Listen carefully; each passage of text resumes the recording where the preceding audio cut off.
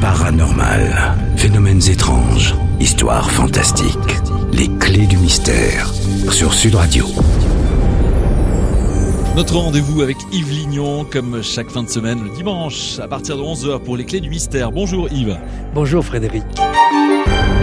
Le professeur Yves Lignon qui va nous permettre aujourd'hui de remonter le temps. Nous allons évoquer dans les clés du mystère sur Sud Radio les mystères des Templiers.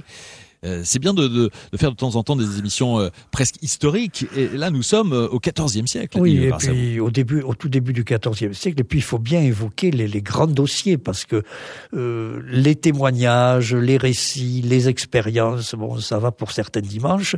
Mais si j'ose dire, je vous parle en prof, Frédéric. Oui. Je trouve que l'émission ne serait pas complète. Il manquerait quelque chose si de temps en temps, nous n'évoquions pas un dossier célèbre, un dossier énorme. Et qu'est-ce qu'il y a de plus célèbre que les Templiers ? Voilà, les petites et les grandes histoires voilà. Du paranormal. Et surtout que oui, il y a du paranormal, il y a vraiment du mystère derrière. Alors, moi, la manière dont je vais vous la raconter, l'histoire des Templiers, eh bien, ça commence un jeudi. Vous l'avez dit, au début du XIVe siècle. Un jeudi du mois d'octobre, le jeudi 12 octobre 1307. À ce moment, le roi de France, c'est Philippe IV. C'est le premier de ceux que Maurice Druon appellera les rois maudits. Vous savez, le célèbre... les rois maudits, c'est un roman. Et ça a donné une série télévisée. Ouais, donc Philippe... 70, ouais. Voilà, Philippe IV, dit le Bel. Le pape, très important, s'appelle Clément V. C'est un Français. Et dans quelques années... il va s'installer en Avignon. Ça va être le premier de ces fameux papes d'Avignon. Et le roi de France, pour être un roi de France, disons les choses comme elles sont, est fauché. Plus que fauché, et plus que la Ve République de 2011. Très bien. La différence, c'est que comme il est roi, il n'a pas besoin de dire « tiens, on va inventer de nouveaux impôts ». Ils avaient de l'imagination à l'époque. Non, il n'a pas besoin de dire ça, ou de dire « on va prendre des mesures, vous savez comment on le fait, restreindre le nombre de fonctionnaires ». Ouais. Il dit non, simplement, là où il y a du pognon, je le prends, je suis le roi. Et donc, il a raflé l'argent des banquiers lombards. À l'époque, la Lombardie était un pays de banquiers. Donc, ils avaient des agences en France, les Lombards. Hop, on a raflé l'argent. Il en a raflé un peu partout. Et puis, maintenant, le roi de France, avec son trésor qui est toujours à peine rempli, regarde dans une autre direction. Or, cette nuit du jeudi 12 octobre 1307, à Paris,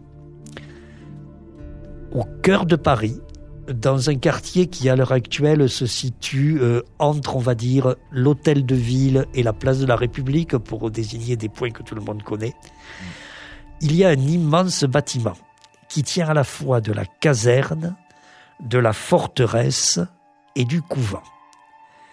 Et à 1h du matin, une porte cochère dans ce bâtiment s'ouvre, et s'il y a encore des noctambules qui passent par là, ils voient sortir 3 chariots qui ont l'air apparemment chargés de paille. Mais si on regarde bien, on s'aperçoit que la paille, c'est juste à l'extérieur, ça cache quelque chose. 3 chariots, 3 cavaliers qui les accompagnent. C'est un convoi très curieux. Et derrière, une 50aine de chevaux.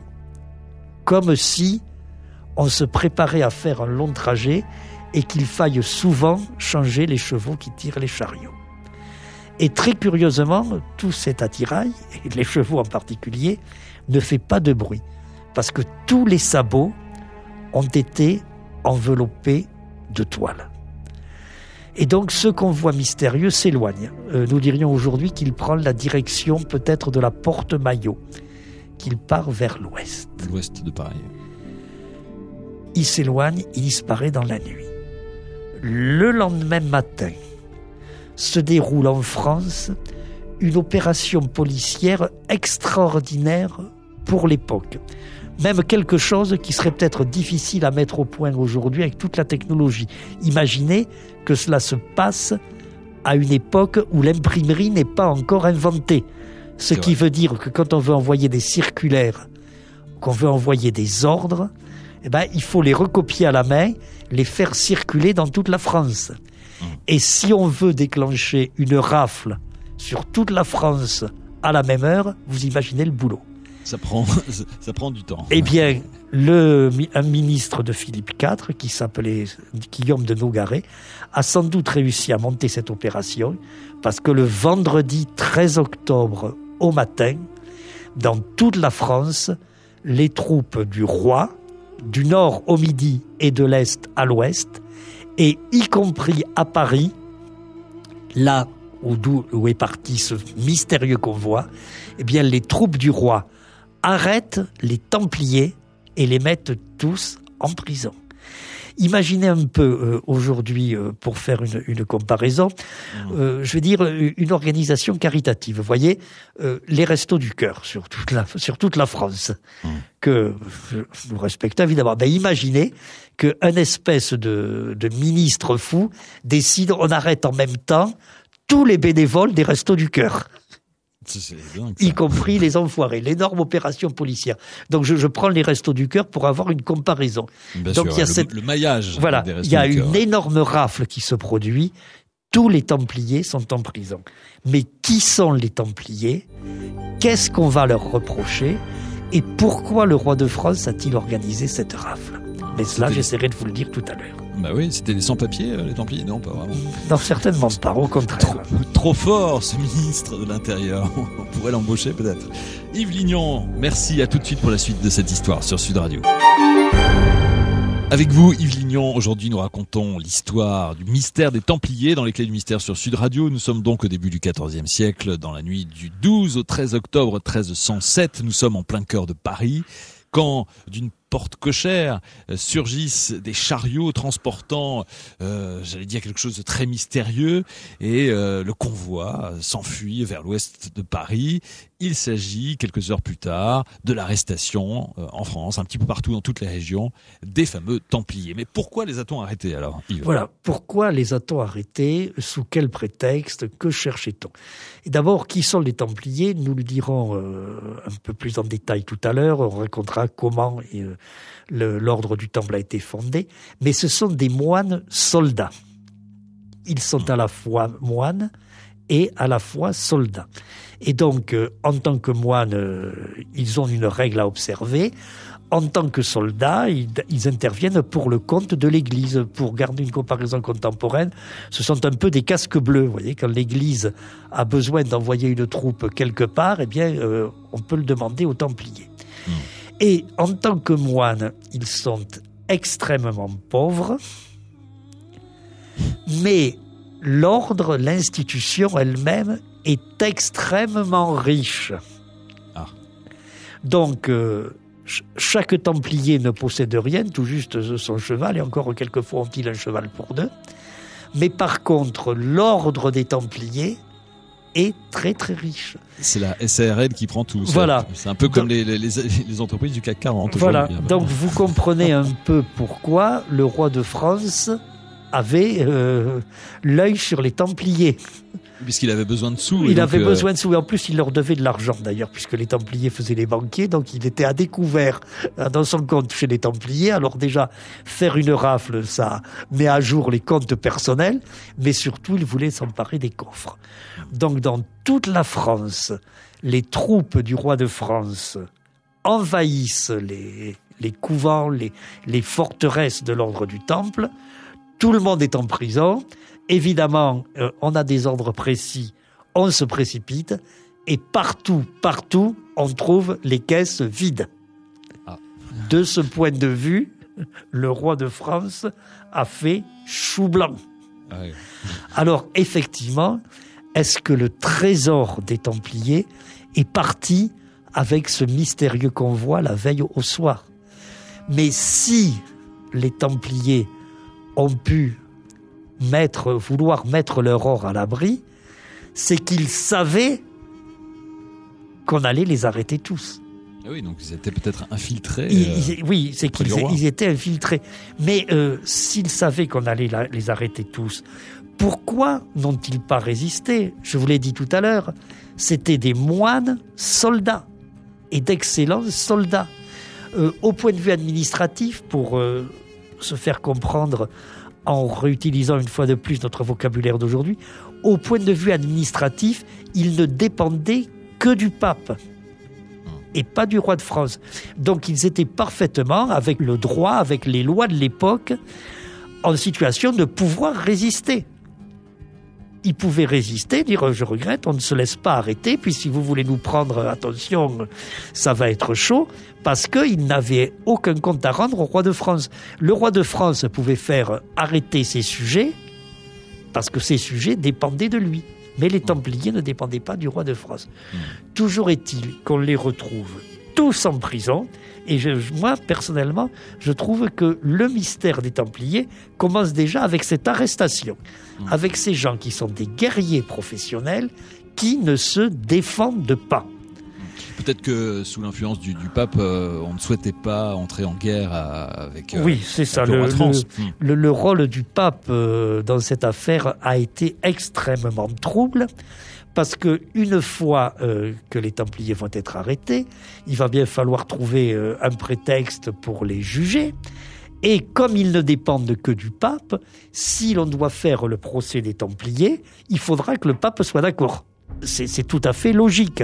On ne peut pas faire un procès et condamner, qui plus est, un Templier, si le pape, qui est le seul patron des Templiers, ne dit pas qu'il est d'accord. Bien sûr, donc double jeu dans cette histoire de Donc il y a une une complicité évidente entre le roi de France et le pape. Mais pourquoi ? Parce que ce pape est français, peut-être parce qu'on veut qu'il s'installe en Avignon, mais il y a une complicité. Et ça n'est pas tout. Parce que l'enquête policière va durer des années. Au bout de ces années d'enquête, il y aura des procès et des condamnations. Et vous allez nous raconter la suite voilà. de cette histoire dans un instant. Yves, merci, à tout de suite sur Sud Radio.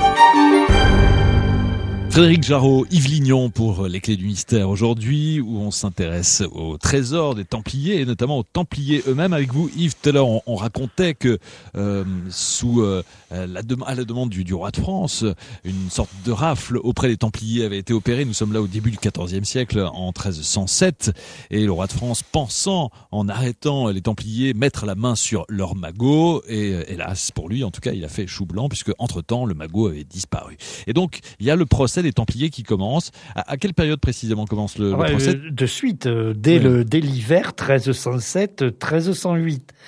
Et on les accuse de tout. Nous verrons tout à l'heure de quoi exactement on les a accusés. Disons, le bon prétexte, puisqu'ils étaient moines, c'était de les accuser d'hérésie. Oui. De dire ils sont pas dans la norme, ce qui permettait en même temps d'avoir l'appui du pape. Mais on les a torturés. Et à force de torture, même ces moines qui étaient aussi de rudes soldats ont fini par avouer n'importe quoi, à commencer par la pratique de la sodomie systématique. Bon. Ils ont commencé par avouer n'importe quoi, mais quand certains en ont eu l'occasion, quand on les a laissés un peu tranquilles dans leur prison, ils se sont rétractés systématiquement. Et quand ils se sont rétractés, le roi de France les a fait étrangler, les a fait assassiner dans leur prison. Il fallait vraiment s'en débarrasser. Et tout c'était ça. Des témoins gênants. Oui, c'était des témoins gênants. Ils savaient trop de choses, mais que savaient-ils ? Tous les mystères sont là. Est-ce que, comme pour certains ministres, ils se sont noyés dans une flaque d'eau ? Non, on les a pas noyés dans une flaque d'eau. Non, mais enfin, il y avait des procédés semblables. Si vous voulez, on vous torturait, vous avouez. Donc, puisque vous avez avoué, on va vous condamner à mort. Mais si, pour diverses raisons, on vous laisse un temps de repos, par exemple, c'était les moines dominicains, que le diable les emporte, qui se chargeaient de la torture, qui se chargeaient des enquêtes.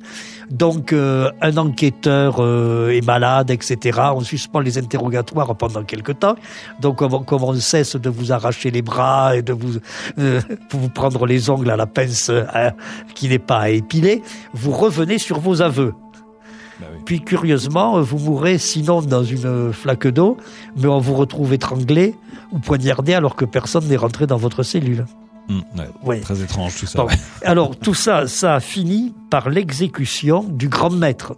Il y avait un chef des Templiers qui s'appelait le grand maître Jacques de Molay. Et ça s'est passé au mois de mars, le 18 mars 1314, à Paris, sur l'île de la Cité. À l'extrémité de l'île de la Cité, on a amené le grand maître, qui était le dernier survivant des Templiers, avec ses 2 adjoints. On les a attachés à un poteau et, dans le soir qui tombait, on a mis le feu. Et alors, à ce moment-là, eh bien, le grand maître a prononcé ce qu'on peut appeler la malédiction des Templiers. Avant de périr dans les flammes, le grand maître, qui se nommait Jacques de Molay, a jeté une malédiction. Je vais vous en donner le texte tout à l'heure, mot pour mot, et puis vous dire ce qui s'est passé après, et vous constaterez qu'en fait de malédiction, ça n'était pas une plaisanterie. Une plongée dans l'histoire avec Yves Lignon dans Les Clés du Mystère aujourd'hui sur Sud Radio. La suite de votre histoire dans un instant.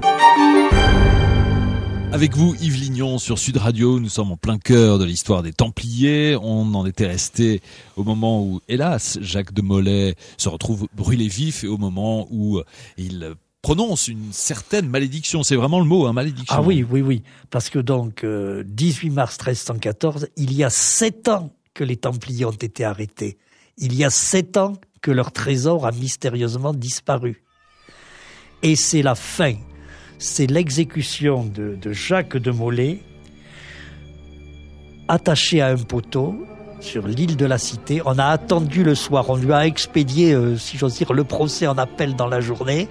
Et donc, en fin d'après-midi, vous êtes condamné à mort, ce soir on vous brûle. Et là, sur le bûcher, alors que les flammes commencent à crépiter, d'un seul coup, Jacques de Molay retrouve ses forces, lui qui a été torturé, lui qui physiquement était presque détruit. Il retrouve toutes ses forces et d'une voix de stentor, il lance cette malédiction que tant de chroniqueurs de l'époque ont noté. C'est pour ça que nous la connaissons mot pour mot. Et Jacques de Molay s'écrie « Roi de France et Pape Clément », il les met tous les 2 dans le même sac, « Vous faites brûler mon corps. Les corps sont à vous, mais les âmes sont à Dieu.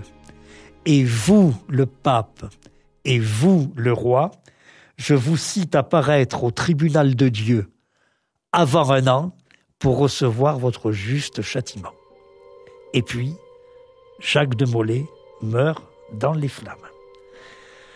Eh ben, c'est bon, étonnant. On peut dire c'est le cri de désespoir de quelqu'un qui est condamné. Sauf que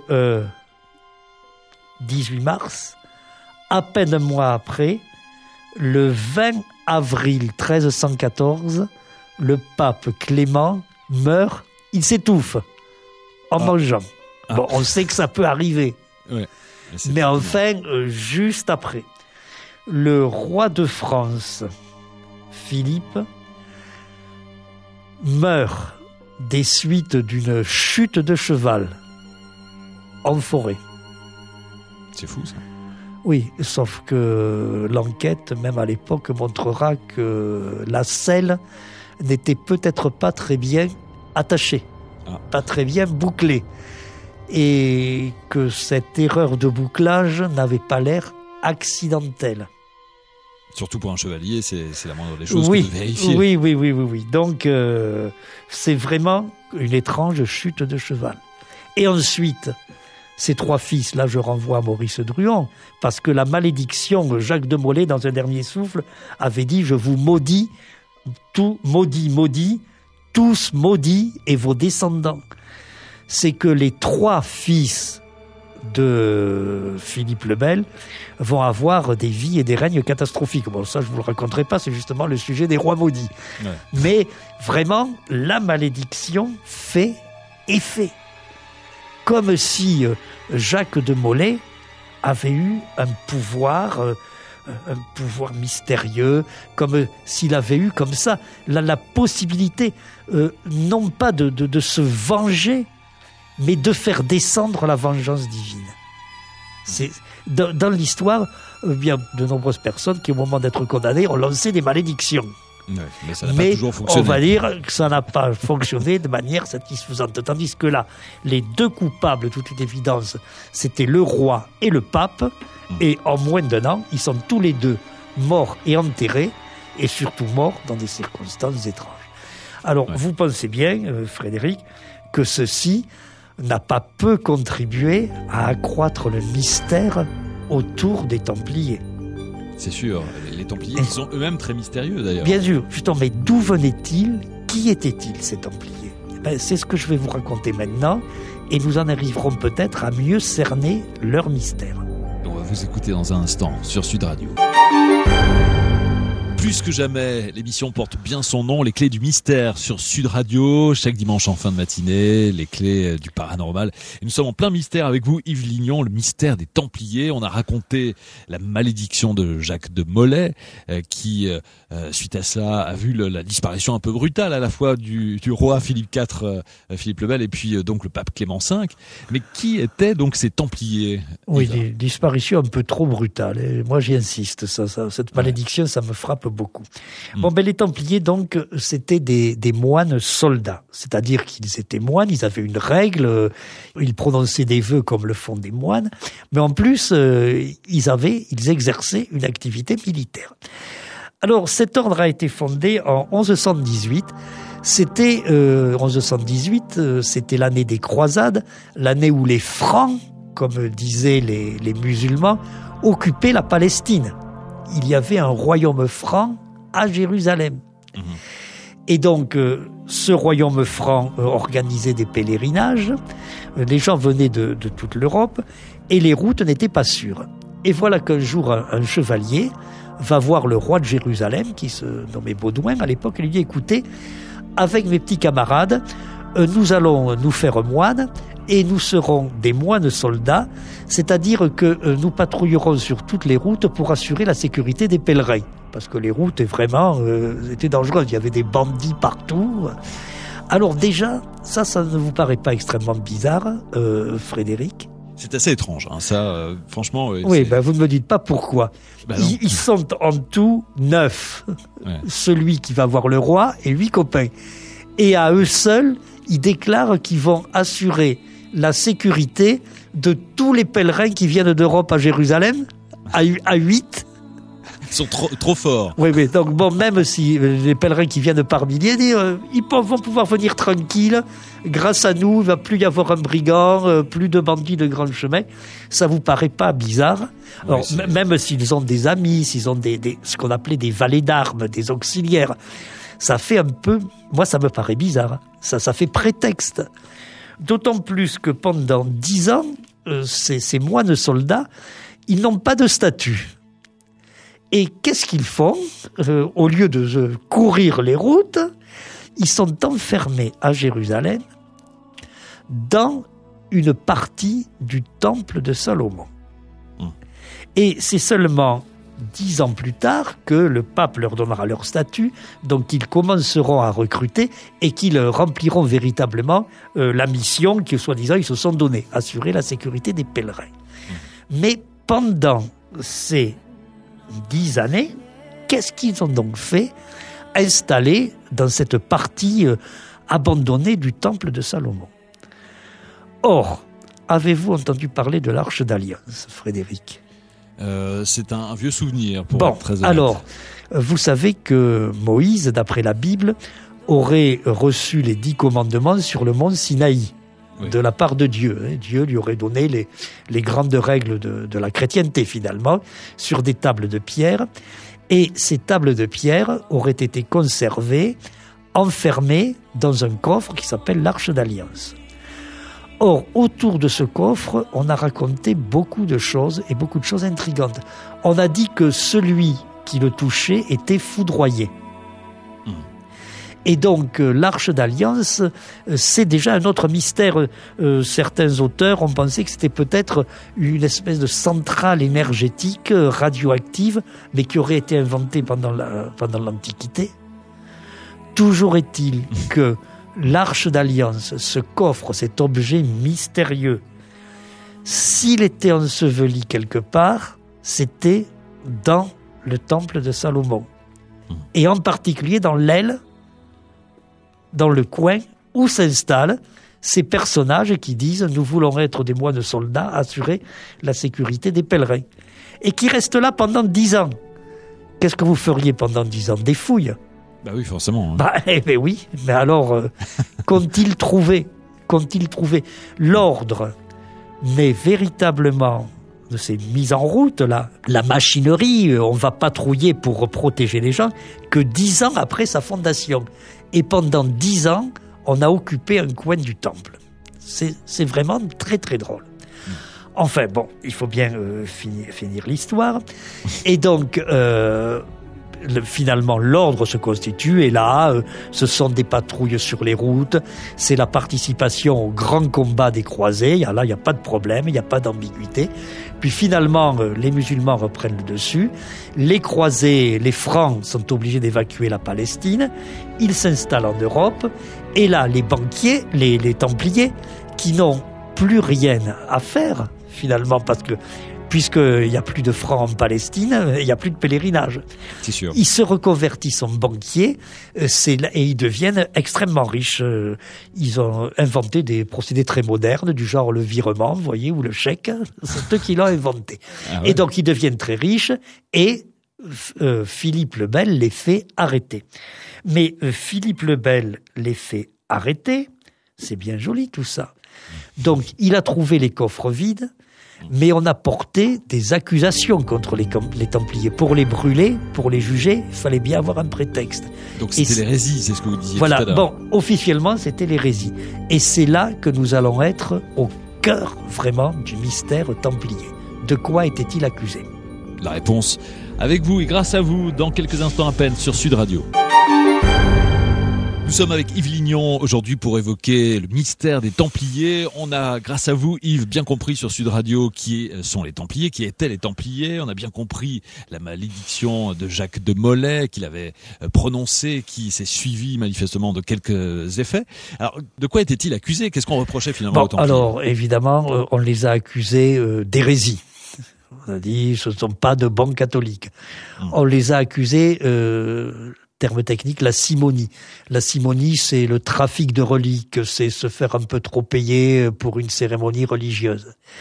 Et puis surtout, on les a accusés de pratiques magiques et de posséder une espèce de statue qui aurait eu des pouvoirs et qu'on appelait le Baphomet.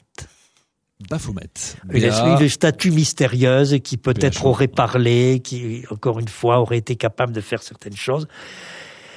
Alors, je dois vous dire, Frédéric, que pour ce qui est des pratiques magiques, ce qu'on a appelé à l'époque des pratiques magiques, ça me paraît beaucoup plus sérieux que le Baphomet. Alors le Baphomet, c'est cette statue, cette machine mystérieuse. En réalité, je pense qu'il n'a pas existé pour la bonne raison que on a tous les dossiers des procès des Templiers. D'ailleurs, en ce moment, on peut les voir à Paris, à la Bibliothèque nationale, du côté de la rue de Richelieu. Il y a une exposition remarquable, mais c'est une exposition historique et savamment historique. Et donc, on s'aperçoit que la description du Baphomet, elle est vraiment à géométrie variable. Pour un, elle a une tête noire. Pour l'autre, le Baphomet a une tête dorée. Pour un, le Baphomet a un visage, tout simplement. Pour l'autre, le Baphomet a 2 visages. Il y en a même certains pour qui le Baphomet a 3 têtes, et ainsi de suite, vous voyez. Il y en a qui disent que le Baphomet représentait... tout ça, ce sont dans les aveux des Templiers, sous la torture. C'est très flou, quand même. Voilà, que le Baphomet ressemblait au Christ, d'autres qu'il ressemblait à Mahomet. Enfin bon, donc ça tient pas la route. Bon. Le Baphomet n'a probablement jamais existé, mais c'est sous la torture, quand on leur disait « avouez que vous adorez une idole », ils disaient « oui, nous adorons une idole, elle s'appelle le Baphomet ». Et cette idole, qu'est-ce que c'est? Alors chacun la décrivait comme il pouvait, mais je pense qu'elle n'a jamais existé. Ouais, quand on me dit Baphomet, moi je pense à la machine qui donne des baffes dans la soupe où passe le bac. Voilà, bon, c'est quelque chose comme ça. Bon, mais donc on les accusait aussi de pratiques magiques, de pratiques contre nature, et en particulier de se donner ce qu'on a appelé dans le procès, si certains de nos auditeurs parisiens vont à la Bibliothèque nationale, ils pourront le voir sur le document, le baiser au bas de l'échine, au bas du dos. Ah. Bon, vous m'avez compris sur tous les sous-entendus qu'il peut y avoir là derrière. C'est vague le bas du dos, mais oui, bien où ça va. Oui, mais quand on dit le bas du dos, en général, c'est pas dans le cou. Hein. C'est plutôt dans le barin que dans le haut. Voilà. Bon, donc c'est très curieux. Or, cette histoire de baiser au bas de l'échine, ça évoque, mais alors de manière très déformée, très caricaturale, comme cela peut être caricaturé par des ignorants, ça évoque des pratiques mystiques orientales qui, elles, sont très sérieuses. Je veux parler de ce que les mystiques de l'Inde ou d'ailleurs appellent l'éveil des chakras, l'éveil de la Kundalini. Et cela, c'est très très sérieux. Et donc, on peut se demander si les Templiers ne pratiquaient pas une religion de type hindouiste. Mais vous savez que les hindouistes, les yogis, ce sont des gens qui sont capables de faire des choses extraordinaires. Bien sûr, et qui déroutent la science. Et donc, on peut se demander si toutes ces pratiques magiques ne venaient pas peut-être que du fait que ces accusations ne venaient pas du fait que certains Templiers étaient capables d'ascétisme, étaient capables de faire ce que font les yogis à l'heure actuelle. Voilà le fond de ma pensée. Très bien. Alors, est-ce qu'il en existe toujours aujourd'hui des Templiers? Alors c'est quand même un grand mystère. Hein. Si les Templiers avaient connu les pratiques mystiques hindoues, c'est un grand mystère. Disons que c'est mon opinion personnelle, mon point de vue original sur l'histoire des Templiers. Alors aujourd'hui, évidemment, il n'existe plus de Templiers puisque après avoir exécuté tout le monde, le pape a dissous l'ordre. Parce qu'il y avait des Templiers à l'étranger qui avaient échappé à la grande rafle. Et donc les organisations templières, c'est soit des sectes, soit de la fantaisie la plus dangereuse tout de même aussi. Hein, quand quelqu'un vous dit venez adhérer à mon ordre de Templiers. Et pour parler des Templiers aujourd'hui, je ne dirais qu'un seul mot, ordre du Temple solaire. Oui, c'est ça. C'était le prétexte. D'où le nom d'ailleurs utilisé. Oui, on a tout dit. Le trésor des Templiers. Alors, où est-il? A-t-il existé? Alors, je racontais tout à l'heure, il partit vers l'ouest. Vers l'ouest, pourquoi? Vers le port de La Rochelle, parce que les Templiers possédaient aussi une flotte qui était stationnée à La Rochelle. C'était les yachts de l'époque. C'était les yachts de l'époque. Mais ça amène à se demander, La Rochelle, c'est pas un port neutre, si les Templiers n'ont pas aussi découvert l'Amérique. Oui, j'allais dire le Canada. Il y a eu un livre excellent, argumenté, comme quoi les Templiers auraient pu, en tout cas, leur bateau le permettait. C'était du solide. Donc, est-ce que ce trésor partait pour La Rochelle pour être évacué, qui sait où? Ou bien, d'après les témoins, il semble que le convoi ait changé de chemin. Le trésor a-t-il été caché à Gisors, en Normandie? On a fouillé longtemps là. Ou bien est-il arrivé en Écosse? Parce que cela va être, je crois, notre dernier mot sur tous ces mystères templiers. En Écosse. Et c'était au cours de l'été 1314. Il y avait une guéguerre.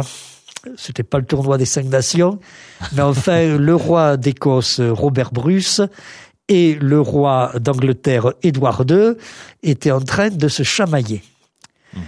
Et les Écossais ont gagné de manière tout à fait inattendue, parce qu'ils ont reçu des renforts mystérieux qui se sont fait appeler les maçons du roi d'Écosse. Les maçons du roi d'Écosse. Les maçons du roi d'Écosse. Or, les Templiers étaient des soldats professionnels. Justement, alors que le roi d'Écosse allait prendre la pâtée, sont arrivés des gens, des espèces de commandos, et la pâtée, ça a été pour le roi d'Angleterre.